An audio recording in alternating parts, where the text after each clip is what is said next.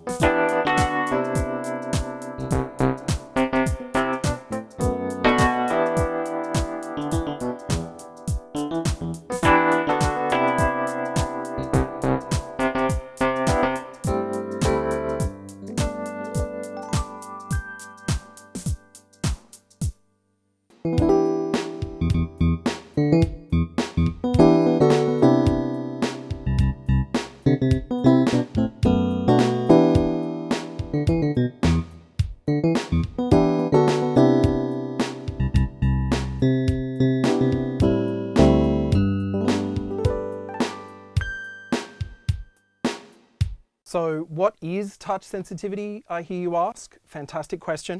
So touch sensitivity basically means that there's light and shade in your playing, loud and soft, essentially. So if you hit the key hard, you're going to get a loud sound. If you hit the key a little bit softly, you get a quieter sound. So that's essentially what happens on an actual piano. The hammer hits the string a little bit harder and you get the louder volume. And so all of these will have that touch sensitivity. So yeah, it's just really good to have, you know. It just makes your music just have a little bit more colour to it, and it just means you can play a little bit more expressively and a little bit more dynamically and breathe just life into your songs. There are models below these that are not touch sensitive, and it's kind of the opposite of what I just described then. So regardless of how hard or how soft you hit the key, you always just get the same volume. And it does get a little bit one-dimensional, those kind of keyboards. They are very cost-effective and they're a little bit cheaper than these ones, but it does detract from your playing, and it's just not as nice to play. So yeah, that's touch sensitivity in a nutshell.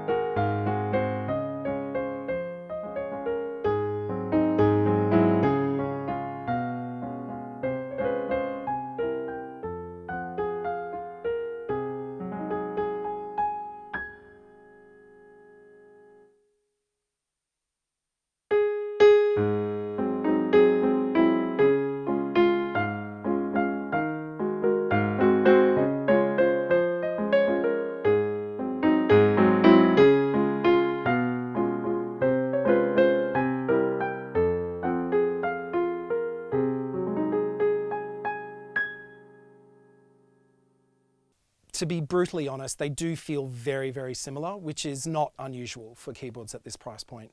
One thing I will say about the Roland is at the front there, they've kind of given the front of the key there, like an actual piano. With Yamaha, they've decided to do it just a little bit differently with kind of a shorter front there. And the Casio have done a similar thing to the Roland. Does that make any difference to how it feels when you're actually pressing the key from the top? Not at all. But yeah, it's just something that they've chosen to do, these two, as opposed to the Roland. But yeah, look, in terms of how the keyboards feel, as always with keyboards, it's a very subjective thing, and it's very much a personal preference which one feels the nicest to you. But in terms of like quality, and in terms of, you know, is there like a massive difference between these three models in terms of how they feel and how they respond to your touch? No, they're all very, very similar, and they all feel really robust, and they all feel really good quality, which is nice. So anyway, I just thought I'd mention that. So we're just going to try a couple of different sounds. So on the Roland, this is a dual sound. So I'm combining piano and strings, the classic, like peaches and cream.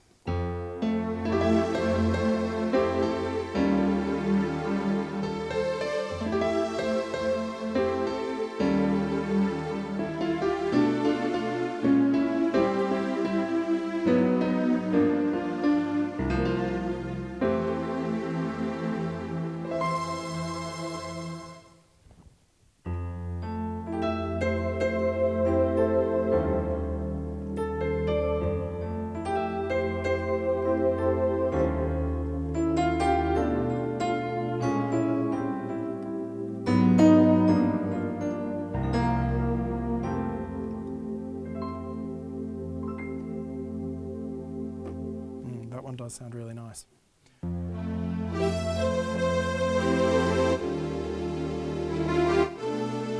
It sounds like Mario 64. Yes, it actually does. Same sound That's amazing.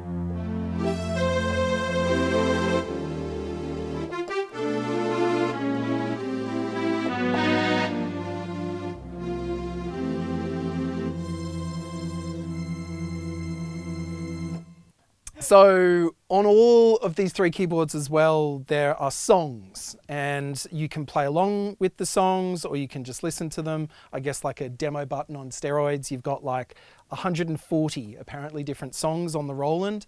I'm not sure exactly how many on the Yamaha. I'm sure it would be a similar number, but there are just different songs. So yeah, like let's have a listen to.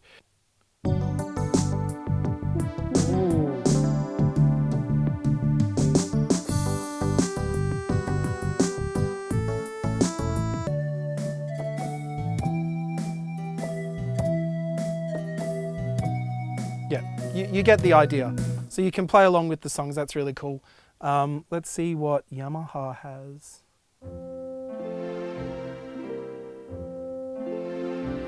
These are really nice songs on the Yamaha. I can't help but say that I think that the quality of the sounds on the Yamaha is very, very good.